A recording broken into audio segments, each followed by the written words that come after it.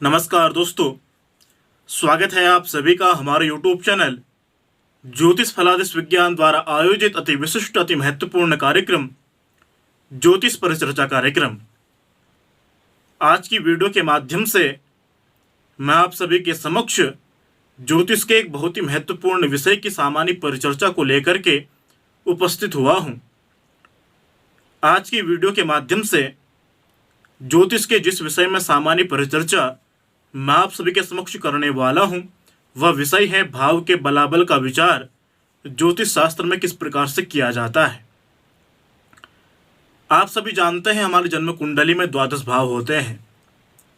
उन द्वादश भाव में कौन सा भाव अत्यधिक बलवान है और कौन सा भाव अत्यधिक कमजोर है, इसका विचार हमारी जन्म कुंडली में हमारे ज्योतिष शास्त्र में किस प्रकार से किया जाता है। इस विषय को बड़े आसानी से बड़े सामान्य तरीके से मैं आप सभी ज्योतिष प्रेमियों को, आप सभी वेद प्रेमियों को समझाने का प्रयास करूंगा। आपको स्क्रीन के माध्यम से एक श्लोक दिख रहा होगा, एक सूत्र दिख रहा होगा। यो यो भावः स्वामी दृष्टो युतो वा सौम्येर्वा तस्य भावस्य वृद्धि पापेरेव तस्य भावस्य हानिः निर्देष्टव्या पृच्छताम जन्मतो वा। इस सूत्र के जो रचनाकार है वह रचनाकार है पृथुयशसा। पृथुयशसा जी ने प्रश्न शास्त्र से संबंधित बहुत सारे महत्वपूर्ण शास्त्रों की रचना करी।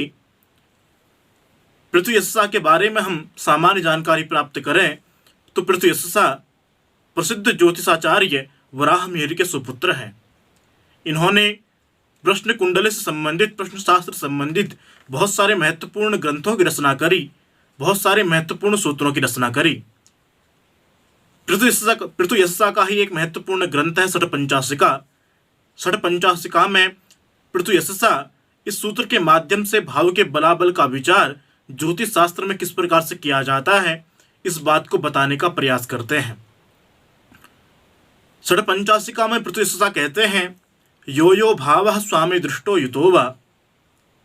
जो भाव अपने स्वामी से दृष्ट है, पहला सूत्र बताया यो यो भावः स्वामी दृष्टो युतो वा।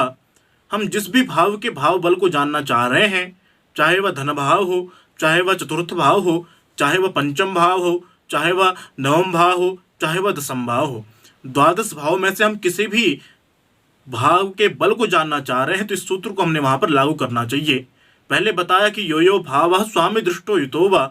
अगर वह भाव, जिस भाव के बल को हम जानना चाहते हैं, वह भाव अपने स्वामी से दृष्ट हो, उसके पश्चात कहा युतो वा। पहले तो कहा कि दृष्ट हो, फिर दूसरा कहते हैं कि युति में हो। कहने का तात्पर्य, अगर उस भाव का भावेश, उस भाव का स्वामी उसी भाव में जाकर के विराजमान है तो निश्चित रूप से उस भाव का पूर्ण फल उस जातक को प्राप्त होता है, इसमें कोई संदेह नहीं है। यो यो भावः स्वामी दृष्टो, पहले तो कहा कि वह भाव अपने स्वामी से दृष्ट हो, उसके पश्चात अगर दृष्ट नहीं है तो उस भाव का जो भावपति है, उस भाव का जो भावेश है, उसी भाव से संबंध बना रहा हो या उसी भाव में जाकर के विराजमान हो। उसके पश्चात कहते हैं कि सौम्येर्वा तस्य तस्यास्त्र वृद्धि। अगर उस भाव पर, जिस भाव के बल को हम जानना चाह रहे हैं, उस भाव पर शुभ ग्रहों की दृष्टि यदि पड़ रही है तो निश्चित ही वह भाव मजबूत होता है, वह भाव बली होता है, उस भाव का पूर्ण फल उस जातक को प्राप्त होता है। जैसे कोई व्यक्ति धन भाव से संबंधित प्रश्न का विचार कर रहे हैं कि यह जातक अपने जीवन काल में कितने धन का संग्रह कर पाएगा, तो इसके लिए हमने सर्वप्रथम क्या देखना है, जन्म कुंडली का द्वितीय भाव। क्योंकि हमें पता है कि जन्म कुंडली के द्वितीय भाव से धन का विचार किया जाता है। वहां पर इस सूत्र को लागू करना है, यो यो भावः स्वामी दृष्टो युतो वा।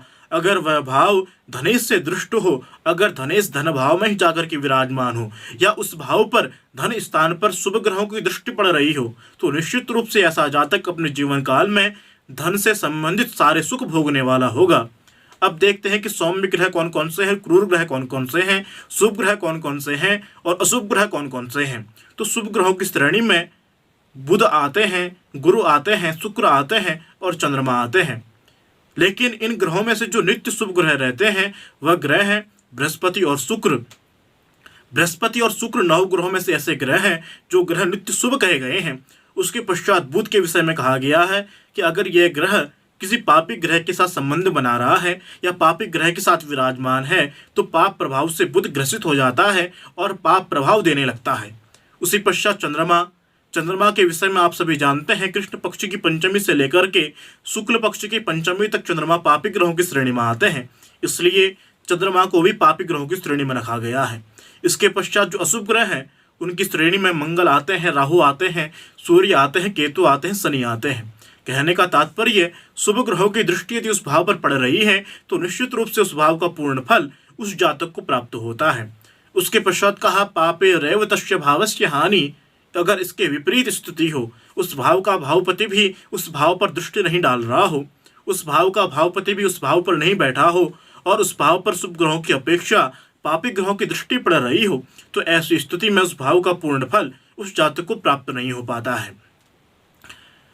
इस विषय में हमारे शास्त्रकार कहते हैं, जिस भाव का हम विचार कर रहे हैं उस स्थान से अगर केंद्र स्थान 1, 4, 7, 10 या त्रिकोण स्थान पंचम और नवम, इन स्थानों पर यदि शुभ ग्रह जाकर के विराजमान हो, या इन स्थानों पर, केंद्र स्थानों पर, त्रिकोण स्थानों पर उस भाव का भावपति जाकर के विराजमान हो, तो भी यह भाव बली माना जाता है।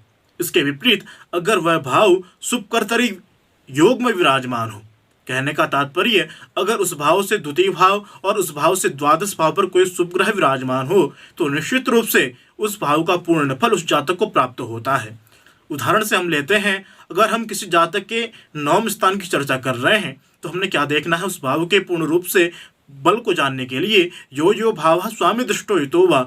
अगर नवम भाव अपने स्वामी से दृष्ट है, अगर नवम भाव पर उसका भावेश विराजमान है, अगर नवम भाव पर शुभ ग्रह जाकर के विराजमान है, अगर नवम भाव पर शुभ ग्रहों की दृष्टि पड़ रही है, अगर नवमेश अपने स्थान से केंद्र स्थान पर जाकर के विराजमान है, अगर नवमेश अपने स्थान से जाकर के त्रिकोण के स्थान में जाकर के विराजमान है, तो निश्चित रूप से जातक को भाग्य से संबंधित पूर्ण साथ प्राप्त होगा। भाग्य का पूर्ण सहयोग ऐसे जातकों को अवश्य रूप से प्राप्त होगा। तो दर्शकों, आज की वीडियो के माध्यम से भाव के बलाबल के विचार संबंध में आपके समक्ष बहुत ही महत्वपूर्ण परिचर्चा को मैंने समझाने का प्रयास किया है। यदि आपको हमारे वीडियो प्रियकर लगता है, रुचिकर लगता है, तो हमारे यूट्यूब चैनल ज्योतिष फलादिश विज्ञान को सब्सक्राइब करना मत भूलिएगा। आज के लिए बस इतना ही। पुनः उपस्थित होंगे नए वीडियो के साथ, तब तक के लिए